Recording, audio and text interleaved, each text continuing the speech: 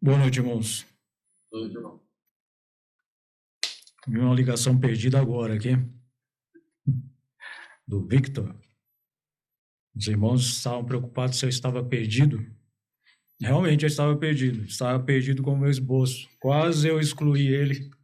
Quase eu fiquei sem o esboço de hoje. Fazer as coisas de última hora, acaba acontecendo isso, né? Eu sinto a necessidade de sempre fazer uma revisão, quando eu vou trazer uma pregação. Os irmãos de quarta-feira sabem bem disso, né? Às vezes a gente chega em cima da hora, porque o irmão Amarildo está fazendo a revisão em cima da hora. E é bom, mas infelizmente às vezes a gente se atropela e acaba fazendo muito em cima da hora e se torna preocupante, né? Nós iremos meditar em um texto, irmãos, que se encontra lá no capítulo 10 de Hebreus, né? Hebreus é um livro que já estudamos juntos aqui já há um bom tempo, um bom tempo mesmo.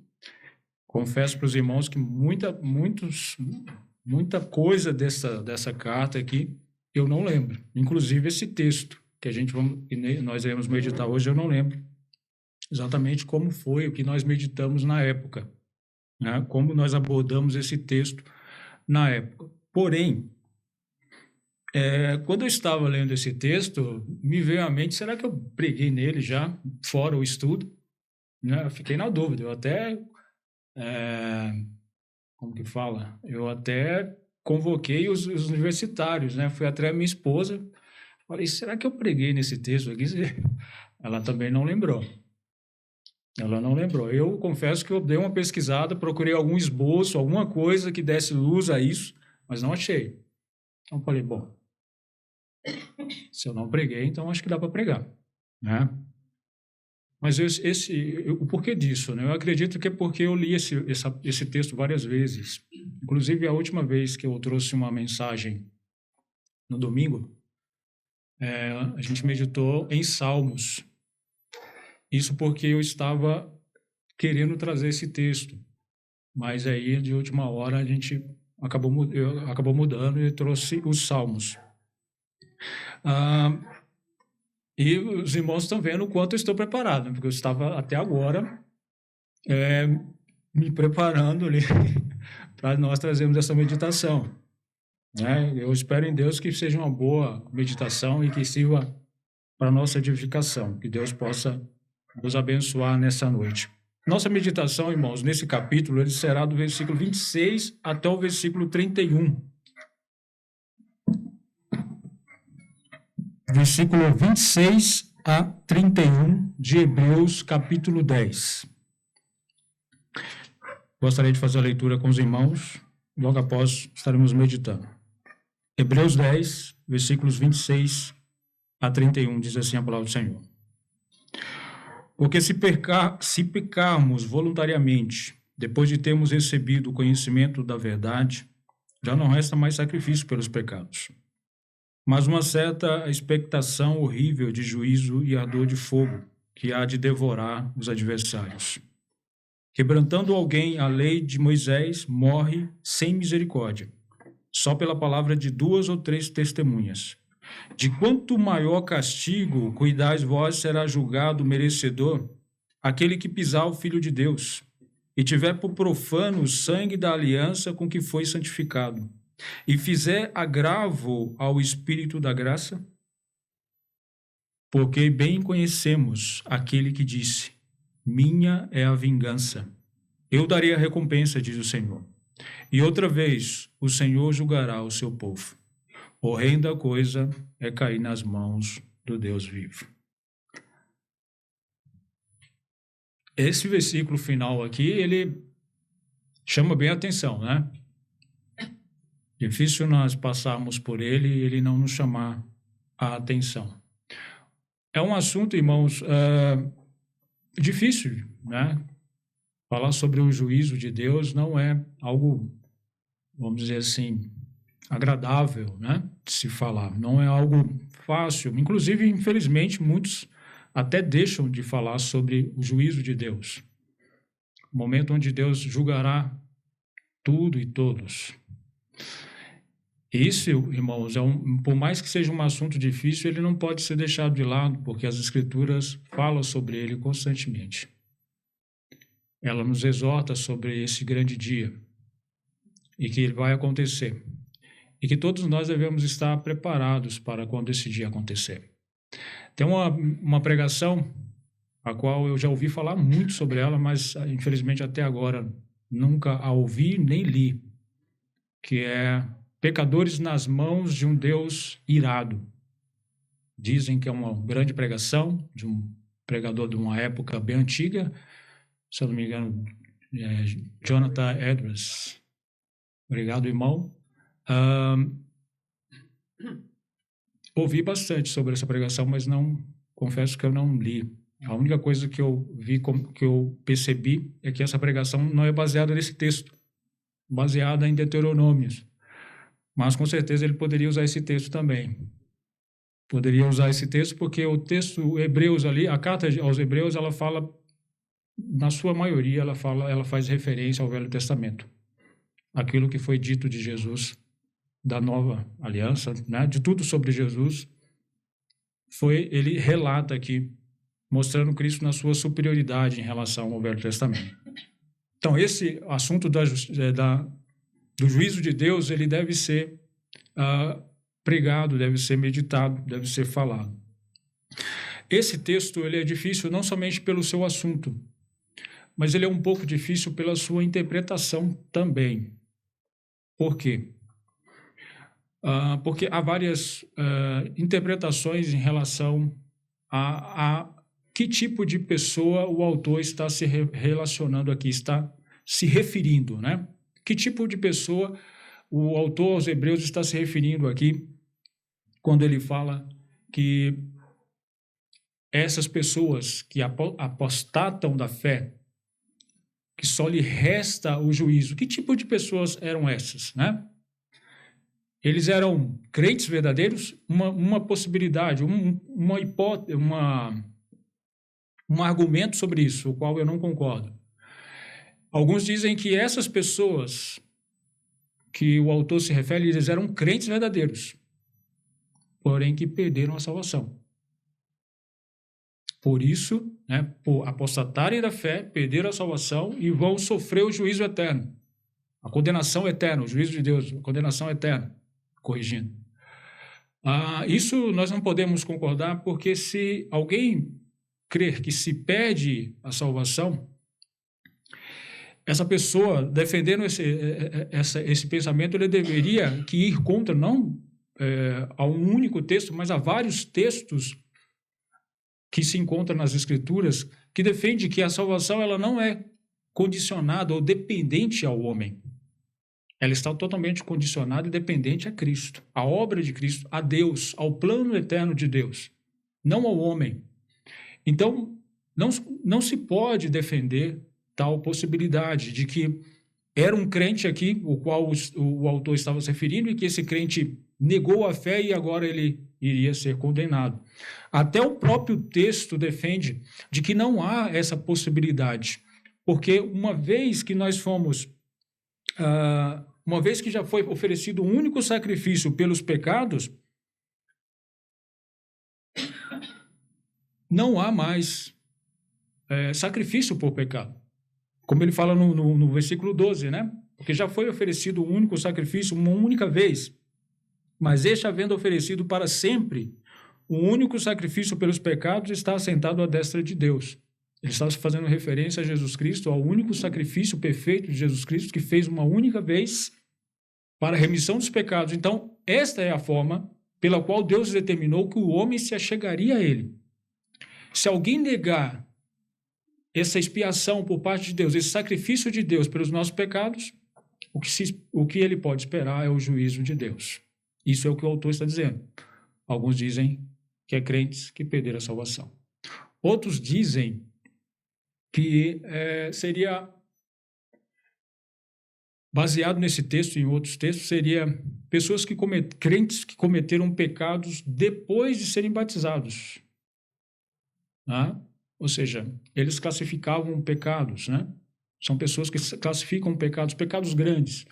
por exemplo, né? O pecado grande que eles citavam seria a idolatria. Ou seja, era um crente em Cristo e, de repente, virou as costas para Cristo e começou a adorar outros deuses. Um outro exemplo seriam pessoas que estavam sendo perseguidas e negaram a fé por causa da perseguição. Essas pessoas tinham sido batizadas e, por cometer esses pecados, eles eram considerados apóstatas. É esse tipo de pessoa que o autor está se referindo. Bom, isso não é claro por quê? Porque muitos cristãos em Cristo, eles foram batizados e cometeram tais pecados. E eles se arrependeram depois de ter cometido o pecado e voltaram. Então, este tipo de argumento, ele não tem base bíblica. Um grande exemplo disso, que houve uma negação clara e explícita, né? Foi o apóstolo Pedro. Ele negou a Cristo por 3 vezes. Mas ele se arrependeu e voltou. Então, não seria uma base bíblica para isso, para dizer que eram pessoas que eram crentes, mas que cometeram pecados depois do batismo, pecados graves que não têm perdão. Esse é um argumento falho também. Um outro argumento é que o castigo ao qual o autor está se referindo aqui não seria o castigo eterno, mas um castigo temporário. A pessoa sofreria temporariamente um grande castigo da parte de Deus. Então, ele poderia crer em Cristo e imediatamente negar essa fé em Cristo e viver uma vida dissoluta de qualquer forma, totalmente ateu, e, no entanto, ser salvo, mas perder os benefícios, ou seja, os benefícios da salvação, de ser obediente a Cristo. Os benefícios seriam ser salvo como pelo fogo, né? Não sobrar nenhuma obra. Isso também não é bíblico. O texto não faz referência sobre um julgamento temporário. Não faz referência sobre esse tipo de julgamento. Na verdade, é o julgamento final. Sobre a condenação eterna. Não é algo temporário que o texto está se referindo aqui. Quando ele está citando sobre o julgamento único que Deus fará no final dos tempos. E, irmãos, nós sabemos que Jesus deixa bem claro como nós reconhecemos a vida de uma pessoa transformada por Cristo. Nós conhecemos como nós conhecemos uma árvore. Você conhece uma árvore? Talvez melhor do que eu. Como você sabe que uma árvore dá laranja? Eu só conheço quando eu vejo uma laranja lá. Talvez algum conhece até pelo estilo da árvore, o jeito da árvore. Eu só conheço quando eu vejo a laranja. Se eu ver uma laranja, e se ela não for muito pequena, porque eu corro risco de dizer que é um limão, eu vou dizer que é um pé de laranja. Então, Jesus descreve muito bem isso. Ele usa um termo, um conhecimento, uma linguagem que é conhecida da época, que as pessoas facilmente aprenderiam e que até os dias de hoje nós compreendemos facilmente. O cristão também ele é conhecido pelo fruto, pela a forma de vida que ele passa a ter depois que ele crê em Cristo, depois que é regenerado. É dessa forma que ele é conhecido. Então, ou seja, ele não vive uma vida totalmente dissoluta, voltado aos prazeres dessa vida depois de ter crido em Cristo. Não é isso que se espera de um crente. Então, ou seja, é um pensamento totalmente falho. O outro pensamento seria que era um crente que ele é um crente verdadeiro, que não pode perder a salvação, mas, hipoteticamente, se ele perdesse a salvação, ele seria condenado. Hipoteticamente por Deus. Seria uma hipótese. Seria como se o autor estivesse levantando uma hipótese para amedrontar os crentes. Esse é um pensamento. Porém, também não vejo utilidade para ele. Não vejo como ser útil Deus está levantando hipóteses sobre coisas, fatos, né? Alguém que é salvo, ele não pode ser julgado e condenado por Deus. Então, Deus não vai usar isso, hipoteticamente, para amedrontar alguém. Entendeu esse pensamento? É ruim, né? Então, desconsidere. O outro pensamento, irmãos, que eu acredito ser verdadeiro, ser bíblico, é de que seria pessoas que vivem no meio dos crentes, os quais fizeram profissão de fé, mas que, como o autor aqui descreve, não há como considerá-los crentes depois de terem negado a fé em Jesus Cristo, negado o único sacrifício, o único caminho pelo qual se chega a Deus. Em especial, o autor aos Hebreus está escrevendo a Hebreus. E o que esses hebreus estavam fazendo? Eles estavam deixando o evangelho, deixando a Cristo para voltar ao judaísmo. Então, isso era impossível que acontecesse, que eles realmente se voltassem ao judaísmo, deixando tudo aquilo que Cristo que Cristo fez, voltando ao judaísmo, era impossível que eles fossem considerados crentes verdadeiros. Ou seja, eles nunca se converteram. Eles nunca conheceram a Cristo verdadeiramente. Eles nunca foram regenerados por Cristo. Então, é esse tipo de pessoa a qual o autor está referindo. Pessoas que estavam no meio da igreja, mas não eram do meio. Que até foram batizados, até participaram, mas não são do meio. Ele usa até um termo aqui, né, que faz ficar até mais difícil, né? Ele usa aqui, quando ele fala no versículo... faz ficar até mais difícil a interpretação, né, o entendimento, quando ele fala aqui no versículo 29. E teve por profano, a parte B do versículo, né, e teve por profano o sangue da aliança com que foi santificado. O sangue da aliança com que foi santificado. Mas, bom, santificado. Quem foi santificado? Que santificação é essa? Né? Ele está se referindo às pessoas. Mas que santificação é essa? Essa santificação, irmãos, nós deveríamos considerar como sendo uma santificação onde as pessoas são contadas como participantes das coisas de Deus, das coisas consagradas a Deus. Um grande exemplo disso é Judas Iscariotes. Ele foi contado como sendo um dos 12. Ele foi separado como sendo um dos 12. Foi separado fisicamente, foi separado como participante dos 12, mas não de coração.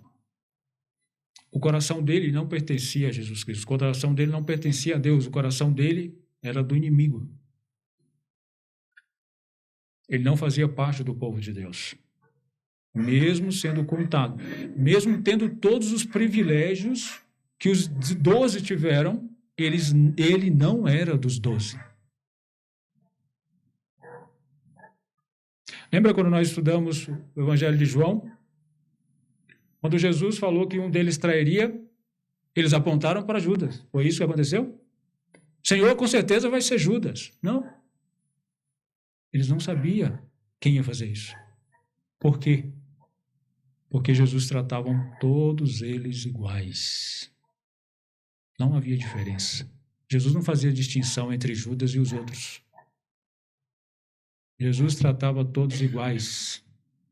Todos, para os discípulos, os 12, os outros 11, todos eram iguais. Até para o Judas, todos eram iguais. Porém, um não pertencia ao Senhor. Então, irmãos, com esse entendimento de que o autor aos Hebreus estava escrevendo a pessoas que estavam no meio da igreja, mas que estavam saindo da igreja, como diz o versículo 25, né?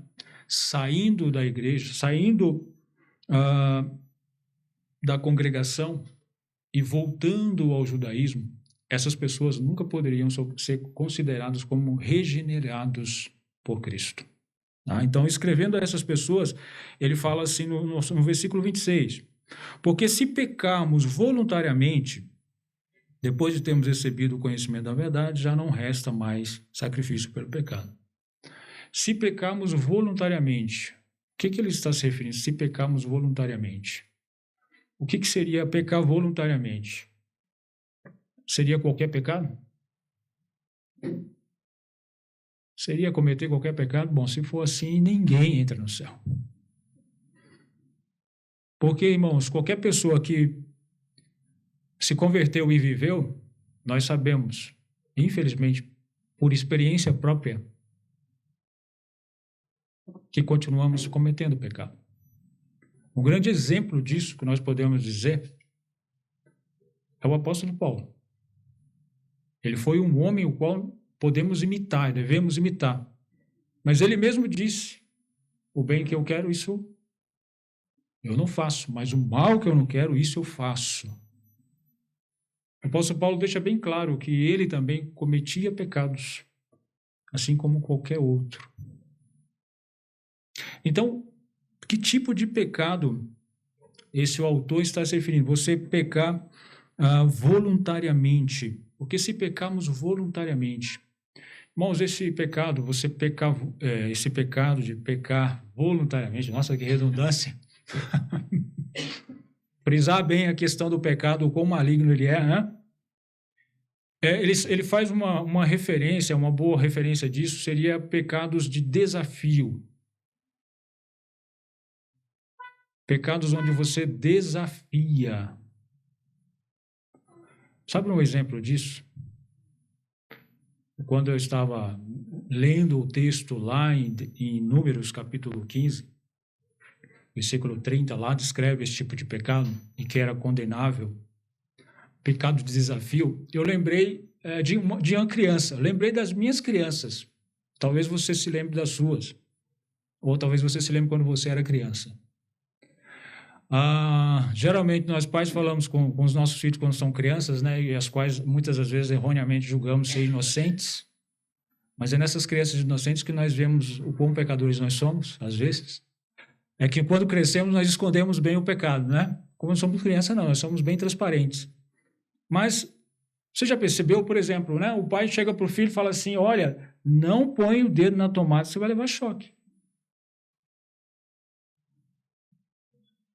E exorta várias vezes, não põe o dedo na tomada, você vai levar choque. Ou seja, a idade de gente já deve ter testado as tomadas na casa dela. Porque é impressionante, né? Parece que é um imã. Chama o dedo da criança. Eu não sei, eu estou brincando com a Adinha. Mas, irmãos, o fato é, o pai fala, olha, não faça isso. E o que acontece? A criança vai lá com o dedinho, né? E às vezes até olha para o pai e para a mãe e ó.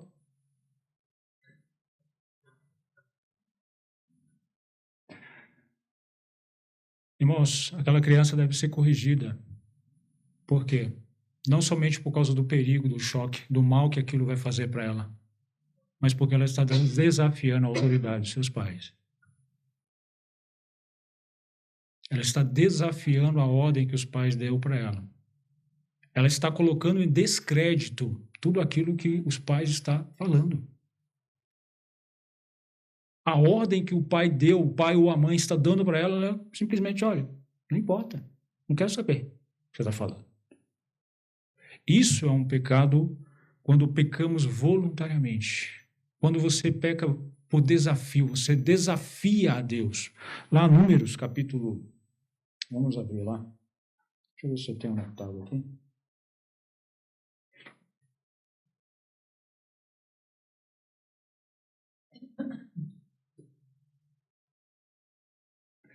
Números, capítulo 15, versículo 30 e 31. Mas a pessoa que fizer alguma coisa temerariamente,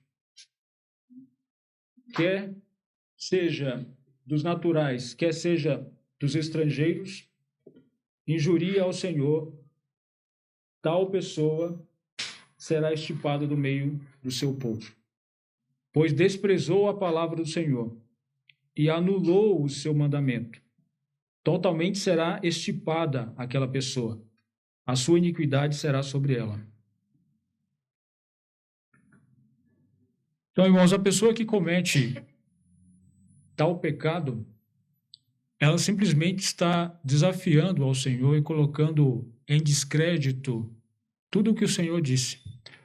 Tudo o que o autor aos Hebreus disse sobre Cristo, no capítulo 18, ou no capítulo 10, versículos de 1 a 18, tudo o que ele disse para eles simplesmente não significava nada. Tudo o que ele falou desde o capítulo 1 até agora sobre a superioridade de Cristo, sobre Moisés e a lei e a velha aliança, tudo isso não significava nada. Isso é pecar deliberadamente. Tal pecado, irmãos, só pode acontecer com alguém que conhece o Evangelho, conhece a verdade, como o autor fala aqui, né? Ainda no capítulo 29. Porque se pecarmos voluntariamente, depois de termos recebido o conhecimento da verdade, já não resta mais sacrifício pelos pecados. Tal pecado ele só pode ser cometido por alguém que conhece, que ouviu, que teve conhecimento do Evangelho. Assim como aquelas pessoas que estavam deixando a igreja, eles tiveram o conhecimento da verdade. Tudo o que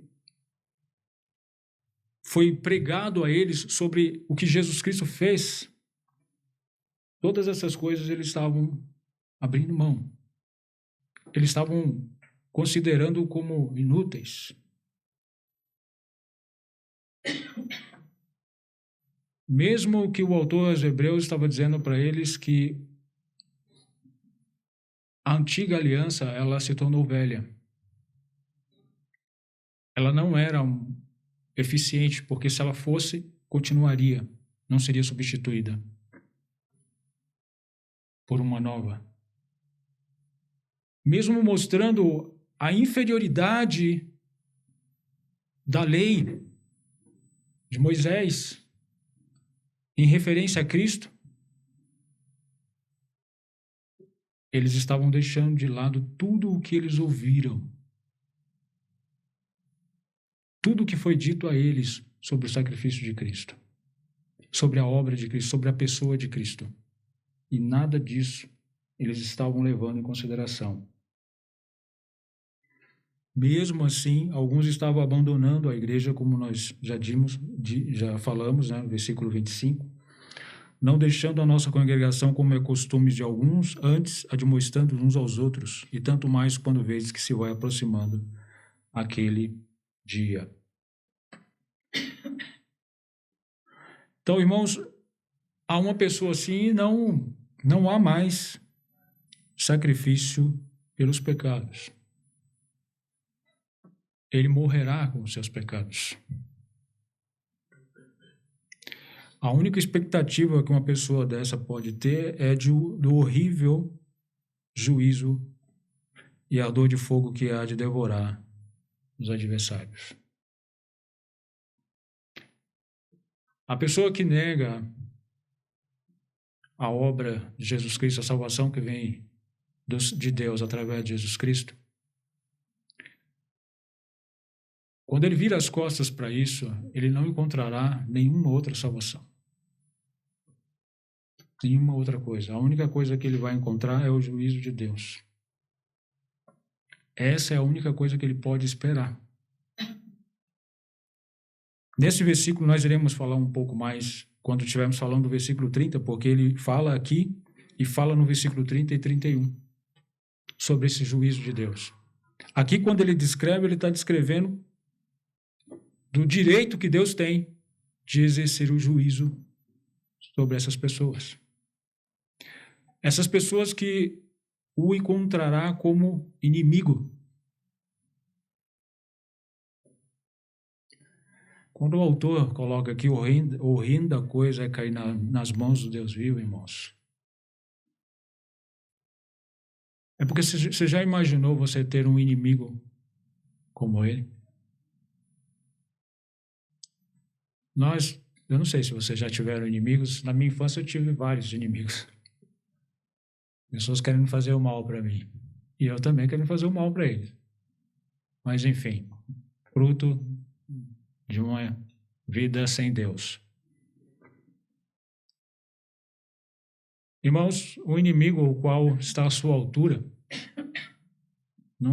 às vezes não causa tanto medo. Mas o inimigo, irmãos, o qual você pode se ver na frente dele como um simples inseto, esse causa terror. Bom, nós iremos falar um pouco mais disso mais para frente. No versículo 28, irmãos, o autor aos Hebreus, ele fala algo que é bem conhecido dos hebreus, daqueles que estavam deixando, tanto os que permaneciam como os que estavam deixando a congregação. Ele fala assim: quebrantando alguém a lei de Moisés, morre sem misericórdia, só pela palavra de 2 ou 3 testemunhas. Eles conheciam muito bem isso. Eles sabiam que uma pessoa que fosse pega descumprindo, né, de forma deliberada a lei, essa pessoa, ela era apedrejada. No contexto lá de Números que nós lemos, né, no capítulo 15, os irmãos vão perceber que há um homem que ele foi encontrado no sábado colhendo lenha. De forma totalmente imprudente, porque ele conhecia a lei. Ele sabia que não deveria. O que aconteceu? Foi apedrejado. Bastava 2 ou 3 testemunhas e a pessoa que descumpria a lei, ela era apedrejada. Quando o autor aos Hebreus ele fala isso aqui, irmãos, ele está falando, olha, imagina só, há um rigor aqui no descumprimento da lei. Imagine quão maior será o rigor daquele que negar a Cristo. Daquele que virar as costas para o sacrifício único de Deus pelos nossos pecados, através de Jesus Cristo.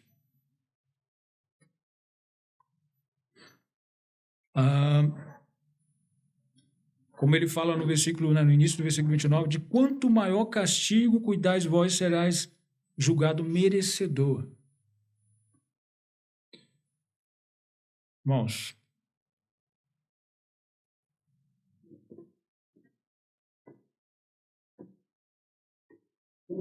qual o maior castigo será merecedor aquele que, como ele diz aqui, pisar o Filho de Deus? Quando ele usa esse termo aqui, pisar, né? Isso remete, pelo menos para mim, me remeteu lá a uma parábola, né? Jesus geralmente usava figuras para ensinar, e ele usou uma lá em Mateus capítulo 5, versículo 13, se eu não estiver enganado. Vós sois o sal da terra.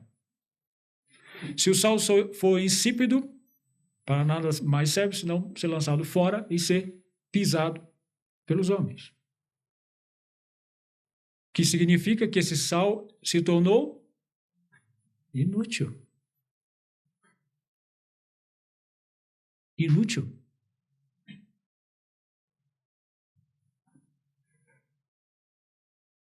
Essas pessoas que viram as costas para o Evangelho, para Cristo, que ouve e viraram as costas, eles estão pisando o Filho de Deus, considerando inútil. Inútil.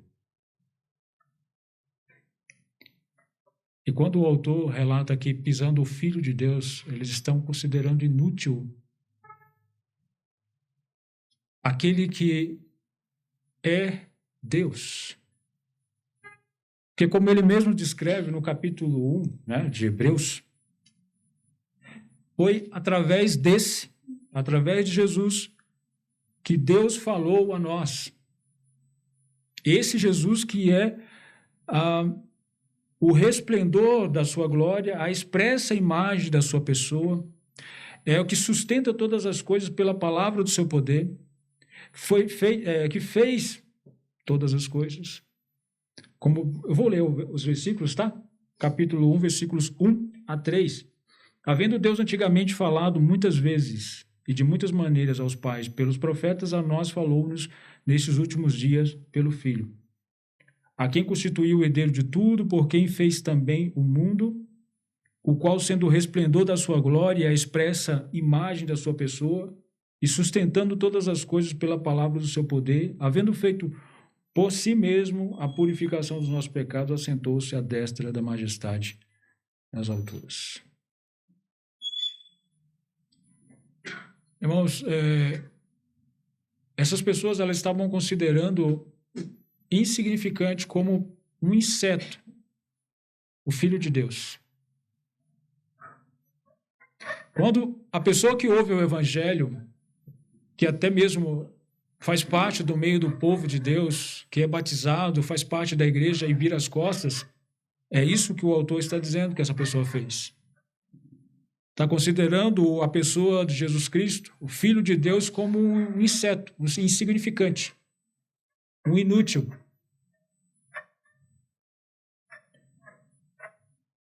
É dessa forma que esse tipo de pessoas são classificadas pelo autor, como alguém que está pisando o Filho de Deus. E, irmãos, é tão interessante, né? O autor ele coloca Jesus como sendo superior a tudo o que a lei mostrava, porque a lei, na verdade, só apontava para Jesus Cristo. Jesus Cristo era maior do que Moisés. Jesus Cristo teve um sacrifício melhor, único, porque os sacrifícios de touros nenhum purificava, mas somente o sacrifício de Cristo. Jesus Cristo é que inaugurou uma nova aliança.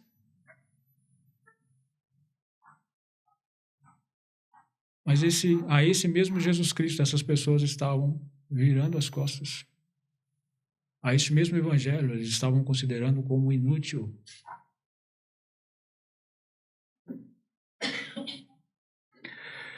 Não somente essa característica, né, como outra que o autor menciona aqui, de quanto maior, pisando o Filho de Deus, e tiver, ele diz outro aqui, né, e tiver por profano o sangue da aliança com que foi santificado. Essas pessoas, elas não somente consideram, despreza a pessoa de Jesus Cristo como a obra de Jesus Cristo, tudo o que Jesus Cristo fez. Toda a sua obra redentora, tudo aquilo que ele fez, o qual o autor descreve do capítulo 1 até o capítulo 10, tudo isso, essas pessoas estão considerando como inúteis, coisas sem valor. A morte de Jesus Cristo, para eles, provavelmente estava sendo considerada como algo inútil, algo comum, né? Como ele diz aqui, profanando o sangue da aliança que foi santificado. Bom, santificado aqui nós já comentamos, né?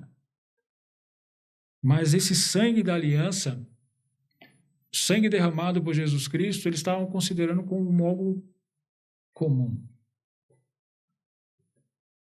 A morte de Jesus Cristo como algo insignificante. Tudo o que ele fez sem valor algum.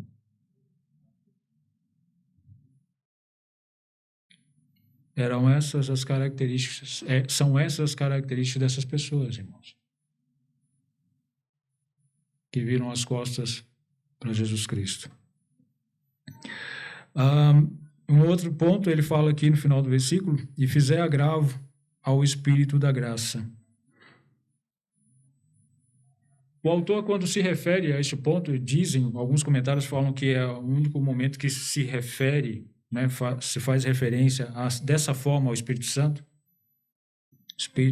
fazer agravo ao Espírito da graça. Não sei, confesso que eu não pesquisei para ver se é fato isso. Mas quando ele fala que fizer agravo, seria no entendimento de uma ofensa, um insulto, que essas pessoas fazem ao Espírito da graça, ao Espírito Santo de Deus.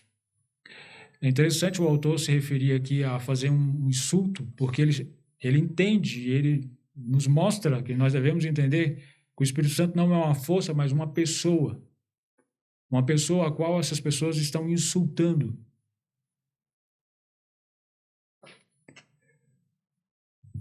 Irmãos, é insolente você imaginar alguém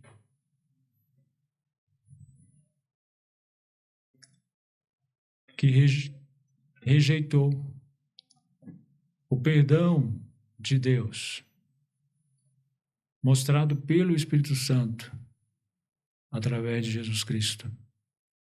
E essa pessoa simplesmente cuspir na cara de Deus, isso é um pecado imperdoável. Alguns dizem que isso aqui é uma referência clara quando Jesus fala lá em Mateus capítulo 12, se eu não me engano, sobre o pecado imperdoável que é blasfêmia contra o Espírito Santo. Jesus disse lá que se alguém blasfemar contra o Filho do Homem, isso vai ser perdoado, mas contra o Espírito não há perdão. Alguns fazem referência como sendo isso compatível, uma referência ao tal ensinamento. É imperdoável isso.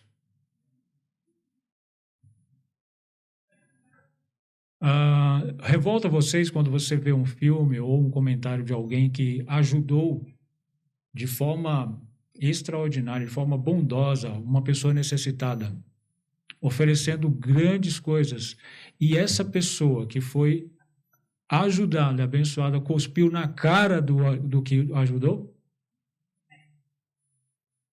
Vocês entenderam o exemplo? Eu não sou muito bom para exemplos, mas eu lembrei disso. Isso geralmente revolta a gente, né? Quando a gente vê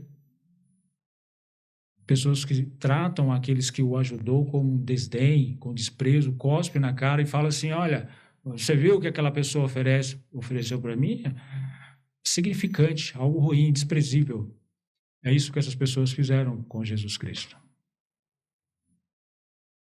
É isso que essas pessoas fazem com Deus quando rejeitam a salvação que Ele oferece em Jesus Cristo. Quando ouvem o Evangelho da graça de Deus e viram as costas para Ele, voltando às suas tradições, voltando aos seus costumes, voltando aos prazeres mundanos, é isso que eles fazem. Eles cospem na cara daquele que ofereceu a eles o perdão. Nos versículos 30 e 31, irmãos,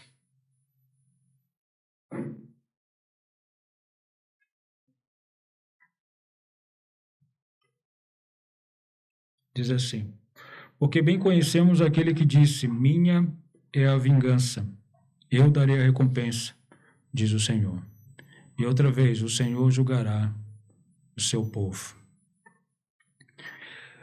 Irmãos, nesse versículo aqui, a referência é diferente do versículo 27. O versículo 27 mostra que Deus tem o direito, e Ele vai exercer isso de direito, de julgar.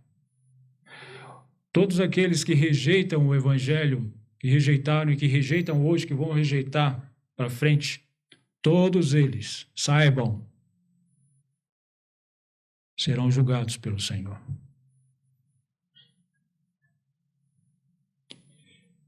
O versículo 30, que o autor deixa bem claro, porque bem conhecemos aquele que disse, minha é a vingança, eu darei a recompensa, diz o Senhor. O Senhor julgará seu povo, horrenda coisa é cair nas mãos do Deus vivo. Irmãos, ninguém escapará desse dia.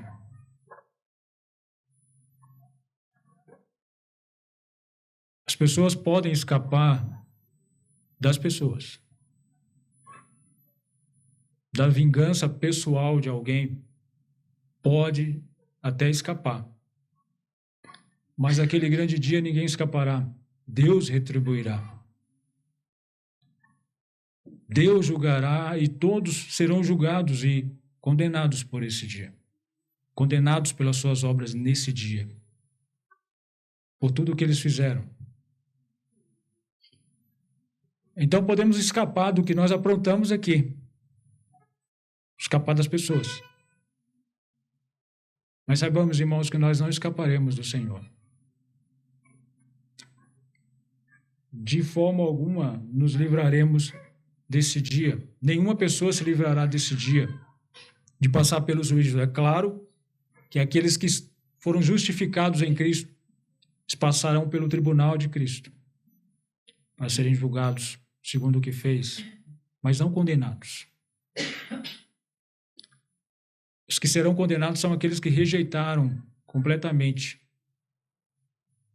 que consideraram inútil, que pisaram no Filho de Deus, que rejeitaram o seu sangue, aquele sangue pelo qual é descrito pelo apóstolo Pedro, se eu não me engano, né? Porque não fostes resgatados por ouro, prata ou coisas corruptíveis, né? Mas pelo precioso sangue de Cristo. Esse precioso sangue, as quais alguns, os que se apostatam, consideram como impuro, esses serão julgados pelo Senhor. Irmãos, muitas pessoas falam assim, mas não é esse Deus que eu creio. Um Deus de juízo, um Deus que vai julgar e condenar os homens. Não é esse Deus que eu creio. Bom, se não for esse Deus que você crê, você não crê no Deus da Bíblia. Porque o Deus da Bíblia é esse que um dia irá julgar todos os homens. Quando Moisés, logo no início, né, de Moisés estavam andando com Deus, Deus aparecendo a Moisés, nas primeiras vezes que Deus apareceu a Moisés, eu gostaria de abrir com os irmãos, vamos ver se eu acho aqui.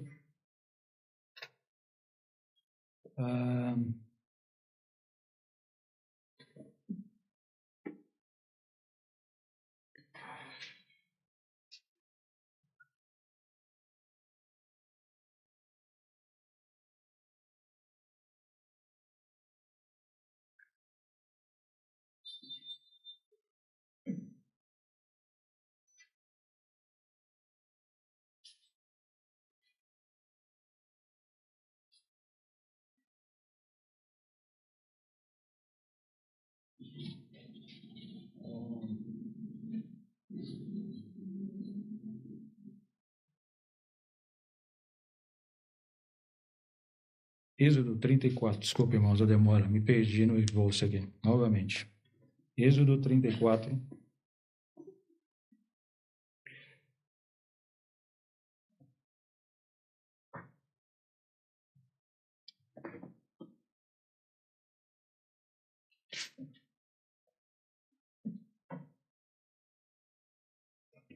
Versículos 6 a 7.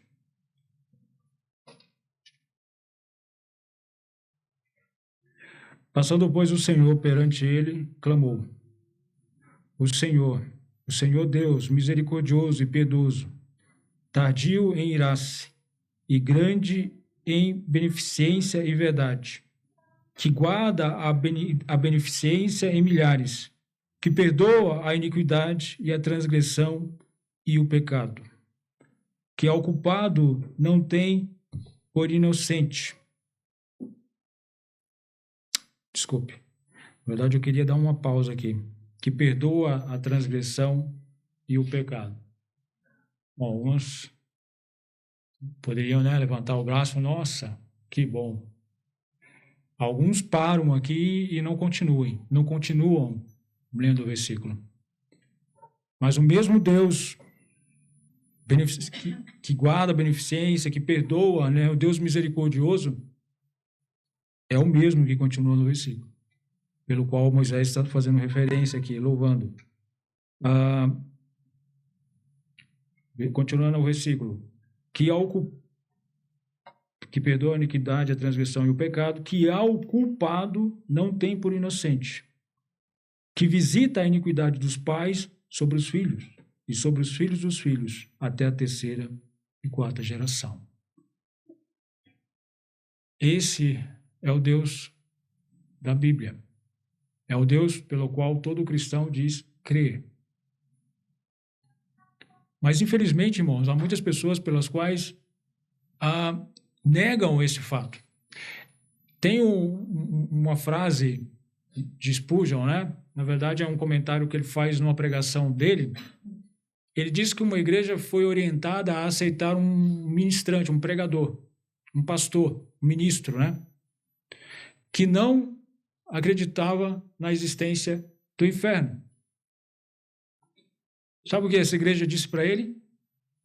Falou, bom, você não acredita no inferno? Se você não acredita no inferno, a gente não precisa de você. Certo? Se alguém que prega que não existe inferno, para quê? Para que salvação? Para que o cristianismo? Por que Cristo morreu? Então aquela igreja estava certa em falar assim, olha, nós não precisamos de você. Porém, se a sua doutrina for falsa, nós não queremos você. Nós não queremos um falso pregador, um falso profeta. Então, quer seja verdade ou não, eles podiam viver sem aquela pessoa, sem aquele ministrante. Infelizmente, irmãos, desde os tempos antigos, são muitas as pessoas no meio evangélico que se levantam dizendo que não existe condenação eterna. Não existe um juízo. O meu Deus, né? Alguns poderiam dizer, mas o meu Deus não é o Deus do Velho Testamento, o qual nós acabamos de ler aqui.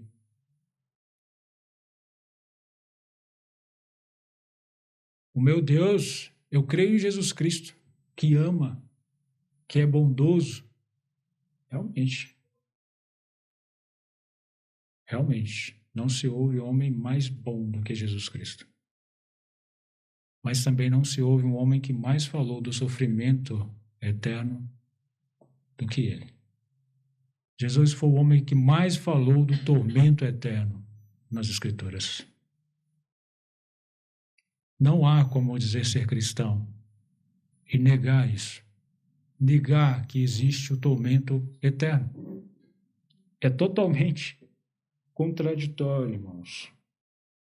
Jesus, por diversas vezes, citou sobre isso, né? Nós podemos ver em Marcos, capítulo 9, onde Jesus faz referência lá, né?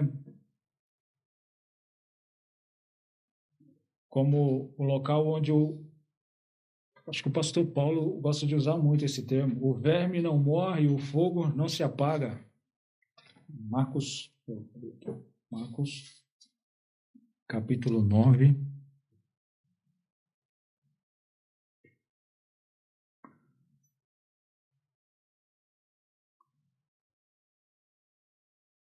Versículo 48.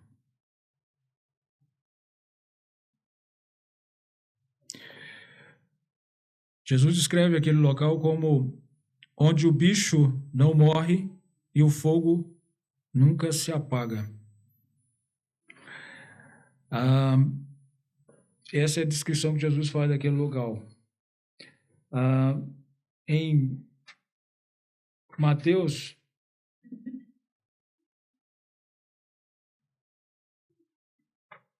Jesus descreve como um local, o inferno, como sendo um lugar de escuridão exterior, onde haverá pranto e ranger de dentes. Mateus, capítulo 8, versículo 12.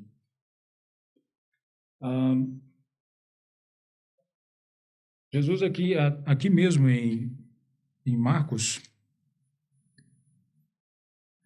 Nossa, mas eu tô com dificuldade para focar o óculos aqui.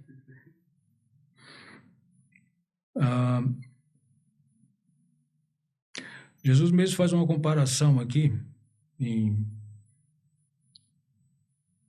Mateus, ele faz essa comparação, e aqui em Marcos ele fala assim: se o teu olho te escandaliza, lança-o fora, porque é melhor para ti entrar no reino de Deus com um só olho, do que tendo 2 olhos e seres lançado no fogo do inferno. Percebe o que Jesus está dizendo?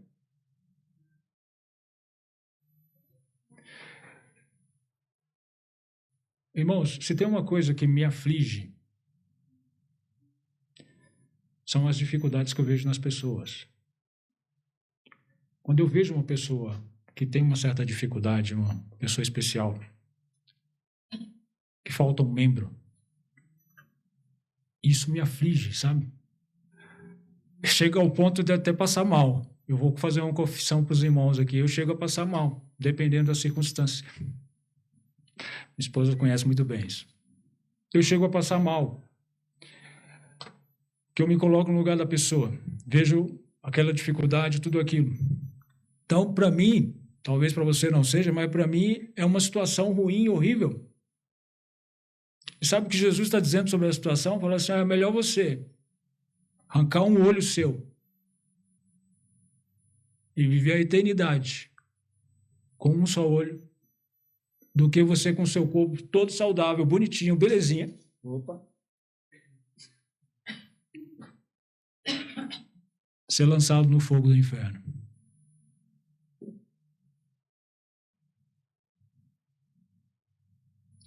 Então, para mim, que considero isso como um sofrimento aqui, temporário, já é angustiante. Jesus está dizendo, olha, isso não é nada. É melhor que você esteja dessa forma na eternidade do que você passar a eternidade no fogo do inferno. Perfeito. Com tudo certinho.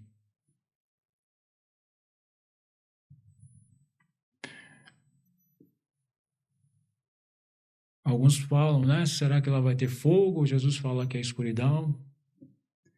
Não sei, irmãos. Mas o que Jesus deixa bem claro é que haverá pranto e ranger de dentes. Não serão umas férias. Você não vai curtir férias. Ninguém vai curtir férias no inferno. É um local, não é um local que você vai de passagem, como muitas pessoas contam piadas por aí, né? Falando que fulano foi ao inferno, depois veio de lá e contando piadas. Lá não é um passeio de férias. Lá é um sofrimento eterno, que acontecerá com todo aquele que negar a Jesus Cristo. Todo aquele que negar o sacrifício perfeito que Jesus Cristo fez na cruz. Jesus Cristo, ele descreve este fogo eterno usando o mesmo eterno para o mesmo termo para vida eterna, irmãos. Fogo eterno, vida eterna, é a mesma coisa. É o mesmo termo, é para sempre. Uns gozarão eternamente com Cristo, outros sofrerão eternamente, porque existem aqueles que dizem, o homem tem tanto medo do sofrimento, que alguns dizem, falam, não, o sofrimento não vai ser eterno, vai ser temporário. As pessoas vão ficar lá e vão deixar de existir. Não. Quando Jesus usa o termo para fogo eterno, é o mesmo termo para vida eterna. Então não é algo temporário. O apóstolo João, ele descreve esse grande dia, irmãos, onde o Senhor irá julgar tudo e todos, como um dia bem assustador para essas pessoas. Capítulo 6 de Apocalipse, versículos 12 a 17. E havendo aberto o sexto selo, olhei, e eis que houve um grande tremor de terra, e o sol tornou-se negro como um saco de cilício, e a lua tornou-se como sangue, e as estrelas dos céus caíram sobre a terra, como quando a figueira lança de si os seus figos verdes, abalada por um vento forte. E o céu retirou-se como um livro que se enrola, e todos os montes e ilhas foram removidos dos seus lugares. Que dia, hein? e os reis da terra, e os grandes, e os ricos, e os tribunos, e os poderosos, e todos os servos, e todo o livre, se esconderam nas cavernas e nas rochas das montanhas, e diziam aos montes e aos rochedos: caiam sobre nós, e escondei-nos do rosto daquele que está sentado sobre o trono e da ira do Cordeiro. Porque é vindo o grande dia da sua ira, e quem poderá subsistir? Esse será um grande dia, irmãos. Um dia de grande sofrimento para aqueles que viraram as costas para o Evangelho de Jesus Cristo. Para aqueles que não creram que esse dia existiria. Naquele dia, eles desejarão se esconder do grande juiz. Essas pessoas às quais o autor descreve, eles fugiram da mão de um Deus Salvador para se encontrar mais à frente perante um juiz, um Deus juiz, que vai julgá-lo, que vai condená-lo pela eternidade. Irmãos, nós poderíamos questionar, mas o que seria uma pessoa apóstata? Né? Você conhece um apóstata? Eu não conheço. Eu já ouvi falar sobre uma pessoa que eu convivi. Ele era um jovem, como eu era um jovem na época. Chegamos a sair juntos, né? Naquela época eu fazia bastante evangelismo. Minha esposa lembra disso. E esse jovem sumiu, e tempos depois eu só ouvi dizer, não dele, mas de outras pessoas, de que ele se tornou um ateu. Não quero mais saber, eu sou ateu. Bom, talvez ele seja um apóstata. Alguém pelo qual não tem mais remédio. Vai comparecer perante o Senhor como juiz, como sendo juiz. Na palavra de Deus nos mostra algumas pessoas, né? O apóstolo Paulo descreve uma pessoa que conviveu junto com ele. 2 Timóteo.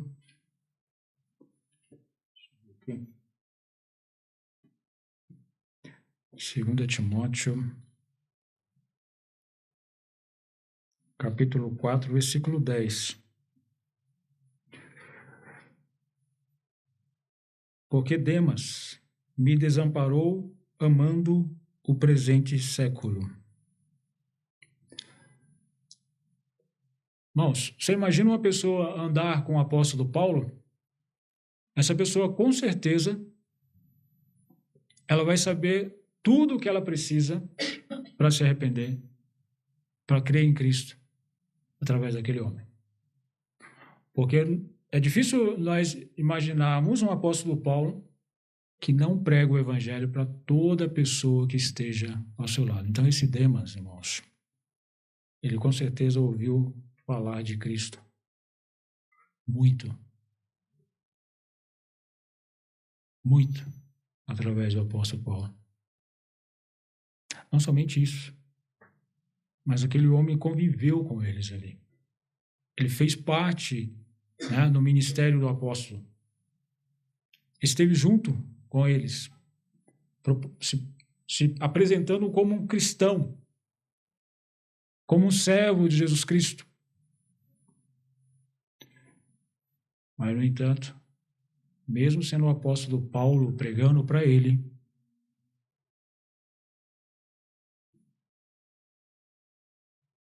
aquele homem virou um apóstata.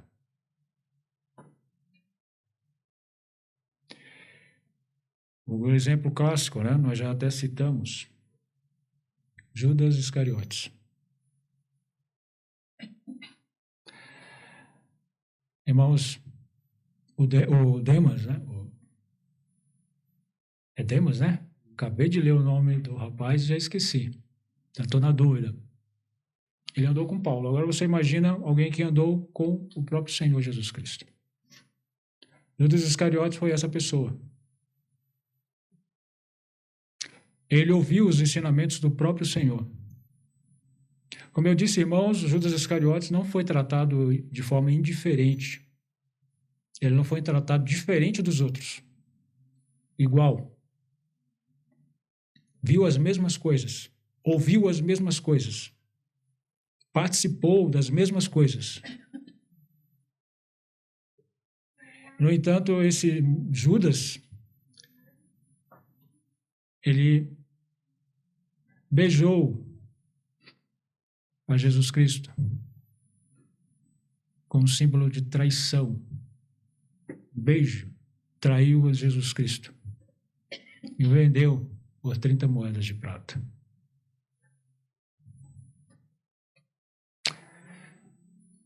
Irmãos, não existiu somente um Judas. Em toda a história, a palavra de Deus nos mostra que existiram e existirão vários Judas.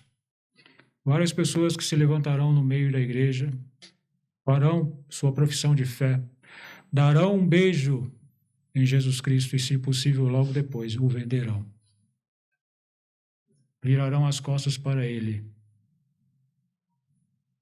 não dando nenhum valor ao que ele fez, nenhuma importância àquilo que ele realizou, ou à sua pessoa.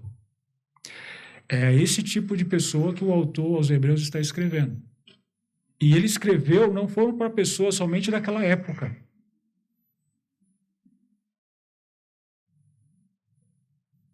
Para todas as épocas posteriores a ele, foi escrito isso aqui, irmãos. De pessoas que estavam deixando a congregação e voltando às suas meras tradições, à sua vida, ou como Demas, voltando às paixões deste mundo e negando a Jesus Cristo. Saiba que só resta uma coisa para essas pessoas: o juízo eterno. Só resta isso, mais nada. O que aguarda, o que você pode, o que essas pessoas podem esperar, a expectativa dessas pessoas é esse ardor de fogo, esse juízo, esse julgamento feito por Deus. Spurgeon, ele fez um comentário, não me lembro, mas eu li em um texto, em uma pregação. Eu pouco ouço as pregações dele, geralmente eu leio.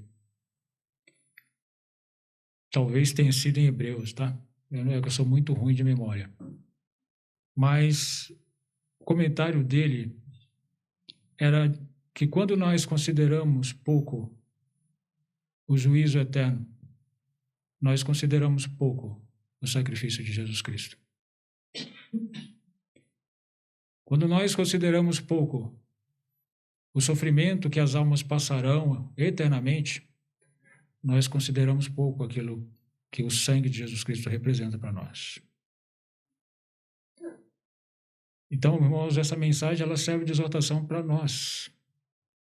O autor aos Hebreus, ele estava escrevendo a irmãos em Cristo. Ele não sabia quem era apóstata. Eu não sei, você sabe? É difícil nós julgarmos quem é apóstata. Na verdade, você precisa conviver com a pessoa por longos e longos anos. Por exemplo, o apóstolo Pedro, se fosse relatado somente que ele negou Jesus e foi embora e nada mais, que ele não foi restaurado por Jesus, nós poderíamos dizer que ele era um apóstata. Ou se não fosse falado que Judas seria o filho do diabo, né? O filho da petição. Bom, enfim, um termo dado a ele, né?